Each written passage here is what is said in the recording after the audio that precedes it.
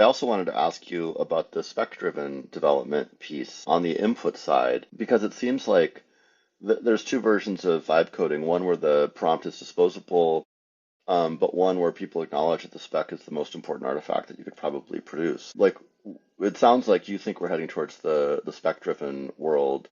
Are there extra tools and processes that we need? Review process? Is there equivalent of a PR for spec? What do you think the augmentation looks like in that spec end of the input process?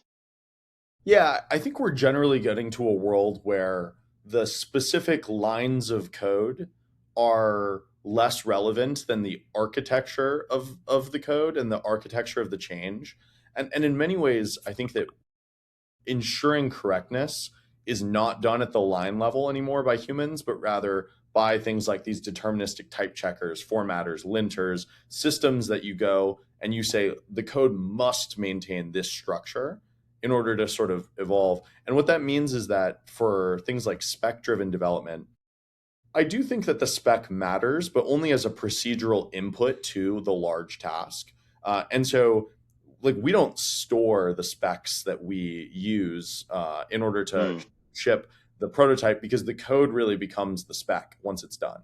mm, And a lot of what is necessary is some sort of, there is some level of abstraction between the code that is in your code base and what you as a human consume. For that, like, we have our auto wiki product, which basically builds a continuous, think of it as like internal engineering system overview over the different systems involved. And I think that that's probably this like nice in between layer where you sort of can view the architecture and the structure. And if you have specific questions about implementation, you can always just ask like a droid and say, hey, how does this work? How does that work? So I think it's sort of in between where specs will matter for sure, but only as a input, and reviewing or validating that spec is almost something that needs to happen one step before the spec itself is generated, and that's on directional agreement and alignment between the team. And that's the sort of thing that even like product should be involved, engineering should be involved. The lines between that is blurring, and that's where I think alignment on humans is most important.